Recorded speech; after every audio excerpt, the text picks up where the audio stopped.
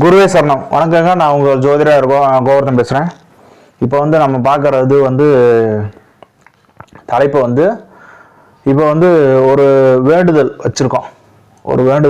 அது நிறைவேறலை, நாங்கள் மறந்துட்டோம் அப்படின்னு என்ன பண்ணுறது அப்படின்னா, அதுக்குன்னே ஒரு கடவுள் இருக்காப்புல.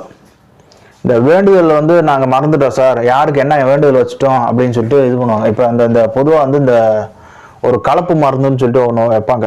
இது எப்படின்னா பாம்பு கடிச்சிச்சுன்னா வைங்களேன், அது என்ன பாம்புன்னு தெரியும், என்ன டைப்பு வகை பாம்புன்னு தெரியாதுன்னு சொல்லிட்டு ஒரு கலப்பு மருந்து எடுத்து யூஸ் பண்ணுவாங்க.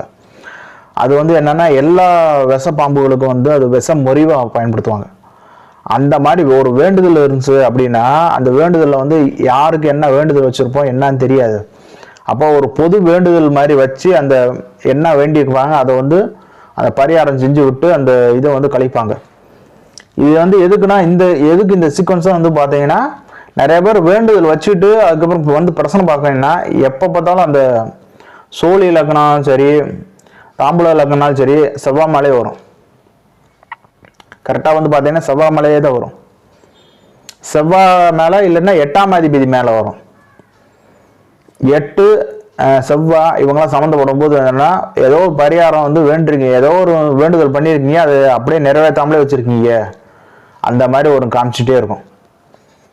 அப்போ அந்த ஒரு இடத்துல வேண்டுதல் இருக்கும்.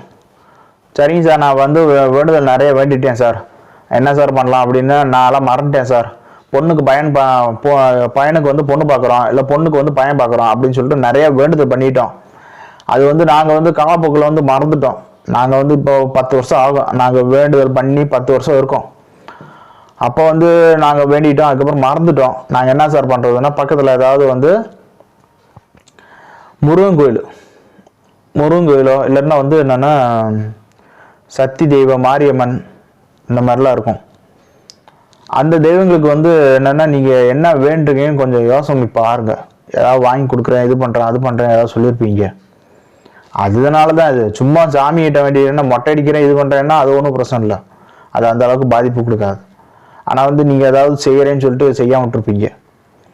அதை என்னென்னா ஏதாவது வாங்கி கொடுக்குறேன்னு சொல்லியிருப்பீங்க. வெள்ளியில் பாதங்கள் வாங்கி கொடுக்குறேன், முருகனுக்கு வேல் வாங்கி கொடுக்குறேன், அந்த மாதிரி சொல்லியிருப்பாங்க. முருகனுக்கு காவடி தூக்குறேன், இதெல்லாம் வேண்டிக்கிட்டு அதுக்கப்புறம் நிறைவேறுறான், அதுக்கப்புறம் மறந்துடுவாங்க. நிறைய பேர் அந்த மாதிரி எல்லாம் பண்ணுறாங்க, மறந்துடுவாங்க. மறந்துதானே அந்த நோய். இல்லைன்னா பிஸியாக இருப்பாங்க, ஏதாவது ஒரு வேலையில் ரொம்ப பிஸியாக இருப்பாங்க. அந்த பிஸி சீக்வன்ஸில் என்ன பண்ணுவாங்க, எல்லாம் மறந்துடுவாங்க.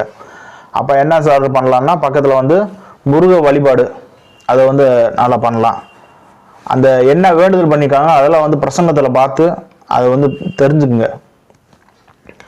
பிரசன்னத்தை பார்த்து தான் தெரியணுமான்னா, பிரசன்னத்தில் பார்த்து கொஞ்சம் தெரிஞ்சுட்டுனா கொஞ்சம் அக்யூரேட்டாக தெரிஞ்சிடும் என்ன வேண்டியிருக்கீங்க, என்ன வழிபாடு அப்படின்னு சொல்லிட்டு.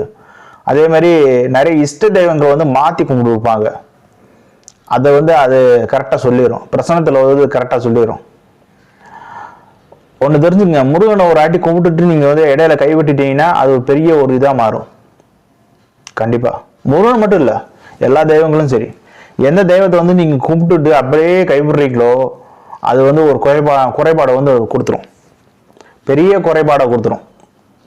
இதெல்லாம் நம்ம என்ன லேசாக நினச்சிட்டு இருக்கோம், இதெல்லாம் பெரிய சீக்வன்ஸாக மாறிடும். அப்போ என்னென்னா, இதெல்லாம் அடுத்த தலைமுறை பாதிக்கும்.